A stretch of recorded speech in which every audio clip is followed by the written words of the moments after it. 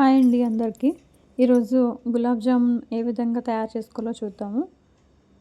ముందుగా ఒక గిన్నె తీసుకొని అందులో 1½ కప్పు వాటర్ వేసుకున్నాను పెద్ద గ్లాస్ తోటి. దాన్ని మరిగిన తర్వాత ఒక గ్లాసు షుగర్ అనేది యాడ్ చేసుకున్నాను పాకం రెడీ చేసుకోవడానికి.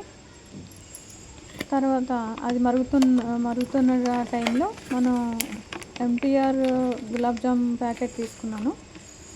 మనం ఏదైనా తీసుకోవచ్చు గులాబ్ జామ్ ప్యాకెట్. దీన్ని పిండి కలుపుకుంటున్నాను అనమాట. నెమ్మదిగా కొద్దిగా కొంచెం పాలు పోసాను. మిగతా అన్నీ కూడా వాటర్ వేసుకుని ఈ కన్సిస్టెన్సీలో నేను పిండి అనేది కలిపి పెట్టుకున్నాను అనమాట. పెట్టుకుని ఒక పావుగంట సేపు దాన్ని ఉంచాను. ఉంచిన తర్వాత అది బాగా మనకి రెడీ అయిపోతుంది.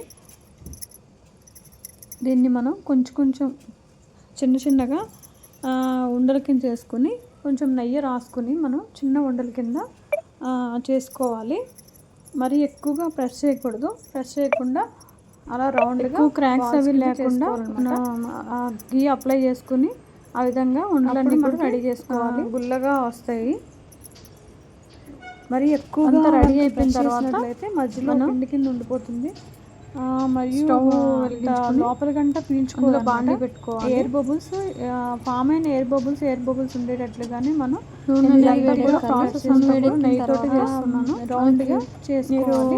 ఒక్కొక్కటి కూడా నూనెతో కూడా అన్ని కూడా బాల్స్ ని రెడీ చేసుకోవాలి. చిన్న బాల్స్ కింద మనం రెడీ పాకం అనేది మనకి రెడీ చేసుకోవాలి. దాన్ని మనం మీడియం ఫ్లేమ్ లో రెడీ అయిన వెంటనే మనం స్టవ్ ఆఫ్ చేసి అందులో అప్పుడు దాన్ని నెయ్యి అనేది వేసుకుంటున్నాం అనమాట. స్టవ్ ఆఫ్ చేసుకుని ఇందాక మనం చేసుకున్న పాకం అనేది రెడీ అయిపోయింది.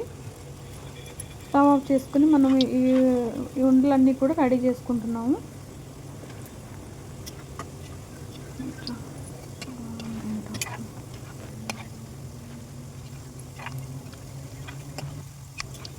మీడియం ఫ్లేమ్లో వేడి పెట్టుకుని మనం వీటన్నిటిని కూడా బ్రౌన్ కలర్లో వచ్చేలాగా వేయించుకుని పాకంలో వేసుకోవాలన్నమాట.